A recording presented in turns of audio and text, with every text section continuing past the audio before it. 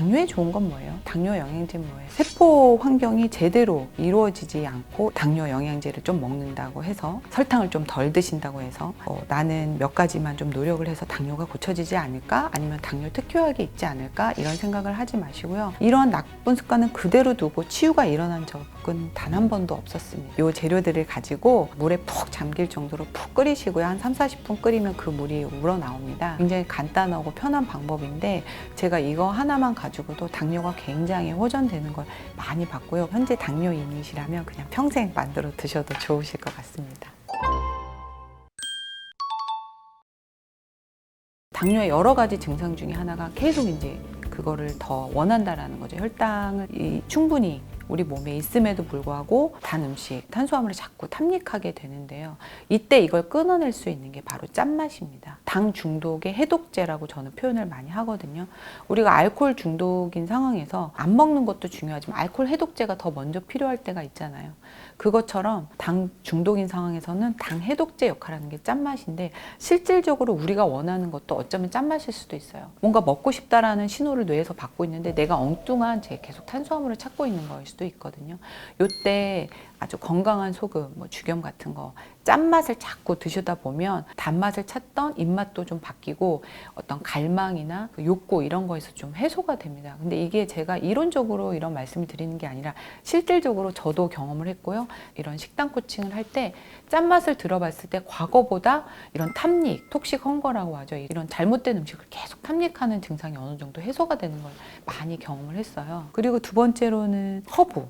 이런 것들을 많이 활용을 해 보셨으면 좋겠어요. 저희가 음식 이제 양념을 할 때 아이고 설탕이나 단맛 없이 무슨 어떻게 음식을 해야 하고 어머니들이 굉장히 당황할 수도 있는데 이럴 때 이제 간은 기본적으로 맞추셔야 되죠. 짠맛은 넣어주고 각종 허브들 로즈마리라든지 파슬리라든지 딜이라든지 이런 허브들을 좀 이용을 해 보시면 굉장히 채워지는 게 많으실 거예요. 그래서 단맛이 없어도 충분히 음식을 즐기실 수가 있고 또 이러한 허브들에 가지고 있는 어떤 항산화적인 역할도 굉장히 우리 몸에 좋은 일들을 하거든요. 또 하나는 제가 당뇨 환자분들에게 권하는 간식이 있습니다. 바로 미역귀라는 거예요. 뭔가 입이 궁금하고 땡길 때 짭짤하잖아요, 미역이. 또 그리고 먹으면 또 이 안에 다당체들이 많아서 혈당을 또 이렇게 안정화시키는 데도 굉장히 도움이 되고 또 배변도 원활하게 해줍니다. 당 중독에서도 벗어날 수 있고 또 궁금한 입맛도 어느 정도 해소가 돼서 되게 좋아하시거든요. 그래서 미역귀를 좀 추천을 드리고 싶어요. 네, 제가 오늘 하루 종일 물 마시기를 말씀을 드리는데 죽염수를 제일 권해드리고 싶습니다. 제가 실질적으로 아까도 말씀드렸지만 당을 해독부터 해야 되잖아요. 소금물로 자꾸 해독을 하시면 이것만 열심히 해도 혈당 수치 굉장히 떨어져요. 왜냐하면 혈당이라는 건 기본 혈액 안에 당의 개수잖아요. 농도가 떨어질 수밖에 없겠죠. 왜냐하면 내 몸에 물량이 늘어나니까. 그래서 아마 수치 자체로도 굉장히 개선되는 게 보여질 수가 있고요. 우리 몸속에 이 혈당이 다니면서 막 끈적끈적 달라붙고 우리 몸을 망치고 하는 부분도 이 염분이 있는 물이 들어감으로 해서 이것을 다 중화시켜주고 해독시킵니다. 두 번째는 사실 근육량을 좀 확인하시면서 음식을 드셨으면 좋겠어요. 콩이라든지 두부라든지 또 해조류라든지 이런 것들은 무엇이든 건강한 방법으로 조리를 해서 드셨으면 좋겠고요. 그리고 마지막으로는 푸드닥터 레시피 중에 복합 세포 주스라는 것을 좀 권해드리고 싶습니다. 보통 당뇨 하면 당뇨인들이 당뇨에 좋은 건 뭐예요? 당뇨 영양제는 뭐예요? 이런 질문들을 많이 하시는데 결국에는 당뇨라는 상황, 고혈당이라는 상황은 우리의 세포의 기본 활동이 제대로 이루어지지 않는다라는 거죠. 근데 복합 세포 주스는 인슐린이 세포에게 하는 어떤 그 활동을 제대로 일어날 수 있게 도와주고 세포의 기능을 정상화 시켜주는 거죠. 세포 환경이 제대로 이루어지지 않고 이 조성이 만들어지지 않으면 당뇨 영양제를 좀 먹는다고 해서 설탕을 좀 덜 드신다고 해서 쌀밥에서 현미밥으로 바꾼다고 해서 이 당뇨 치료가 된다고 보지 않습니다. 만드는 방법은 시래기, 우엉, 표고, 새송이, 파래, 무, 당근 요 재료들을 가지고 물에 푹 잠길 정도로 푹 끓이시고요. 한 3, 40분 끓이면 그 물이 우러나옵니다. 하루에 한 잔 정도 아니면 2잔 정도 아침 저녁으로 드시면서 여기에 간장과 식초 요것만 타서 드시면 돼요.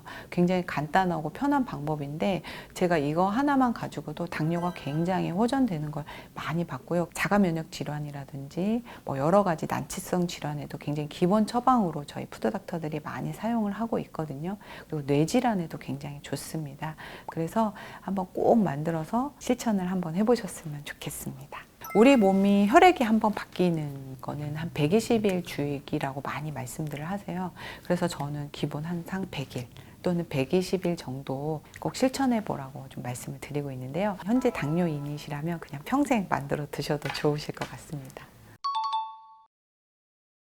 네, 저는 사실 이 연령별, 세대별, 뭐 성별별 좀 다르다고 생각을 해서 좀 정리를 해봤는데요. 첫 번째로는 이제 20대 젊은 층들의 이제 당뇨의 원인은 그야말로 음식에 주로 많이 원인이 있습니다. 배달 음식, 외식 많이 하시면서 설탕, 밀가루, 과당, 또 탄산음료 되게 많이 드시잖아요. 간을 망가뜨리면서 당뇨가 왔다 이렇게 말씀드리시고, 이제 40대 직장인들, 남성분들 이런 분들은 주로 이제 저녁에 드시는 회식의 원인이 있다. 그래서 술과 함께 곁들이는 늦은 저녁 식사, 여기에 좀 더 하나 더 추가한다면 이제 직장 내 스트레스, 뭐 일하시면서 힘든 마음 이런 것들이 이제 원인이 될 수 있고, 그 다음으로는 이제 갱년기 여성분들, 이제 폐경이라는 어떤 여성 호르몬 부족 요것도 있지만 그 나이 즈음에 가서 굳이 체중이 많이 안 나가시는데도 당뇨가 오시는 분들이 있어요.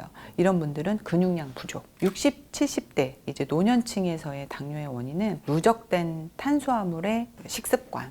그러니까 이제 어쨌든 한국인들은 탄수화물 위주의 식사를 많이 하시잖아요. 채식이니까 뭐 건강하고 쌀이 나쁘다 이런 의미가 아니라 이게 이제 오랜 시간, 장시간 누적되면서 이렇게 영양의 불균형을 가져옵니다. 그래서 누적된 효과로 이렇게 격차가 벌어지면서 영양 불균형, 이것이 바로 당뇨의 원인이 된다 말씀드리고 싶습니다.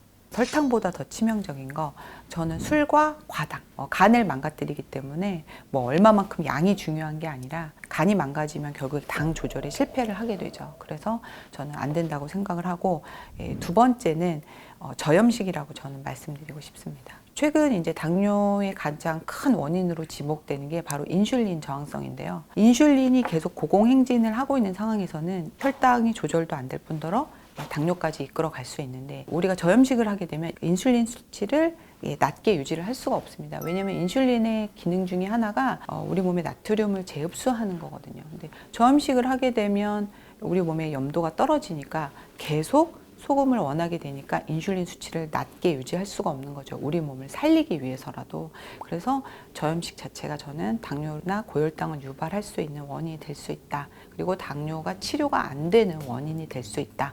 이런 말씀을 또 드리고 싶습니다. 많은 당뇨인들이 혈당 스파이크 정도는 요즘 이 단어는 많이 아시더라고요. 그런데 정제당, 뭐 단순당 이런 것들 음식 자체가 혈당 스파이크를 일으키기도 하고요.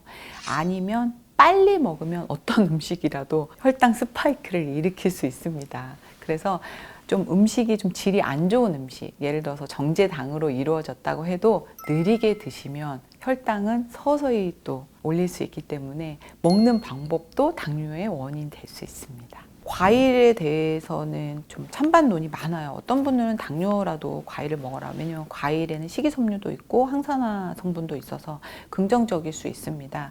그런데 어쨌든 당뇨는 먹어서 일어난 질병이잖아요.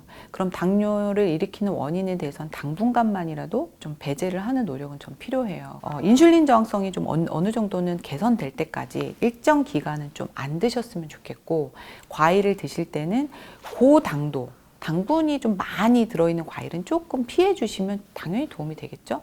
그리고 껍질째 드시면 그 난소화성 식이섬유와 함께 드시기 때문에 좀 더 안전하게 드실 수 있다.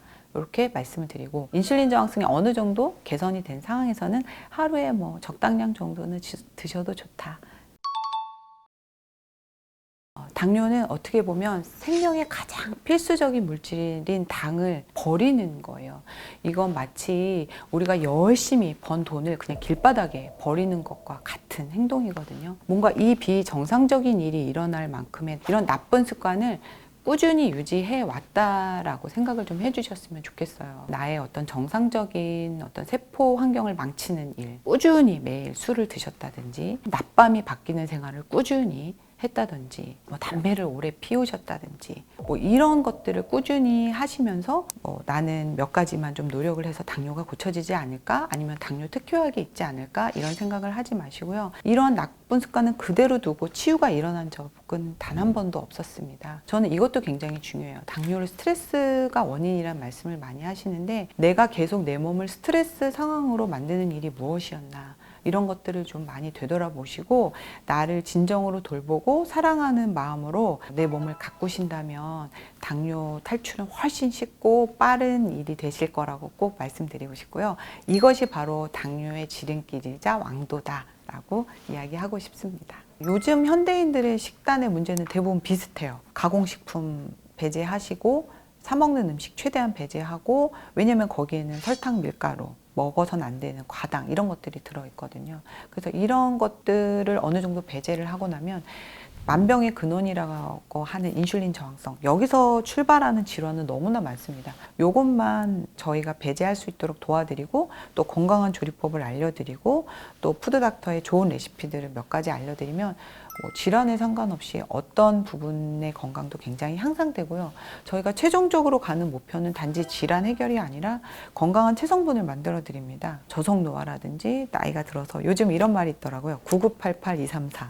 혹시 아시나요? 99세까지 팔팔하게 2, 3일만 앓다가 죽자, 뭐 이런 표현인데, 단순히 질환 해결, 질환 탈출을 넘어서 저속노화까지, 또 9988, 234까지 실현할 수 있도록 건강한 습관을 길들여주는 프로그램이다, 이렇게 생각하시면 될 것 같습니다.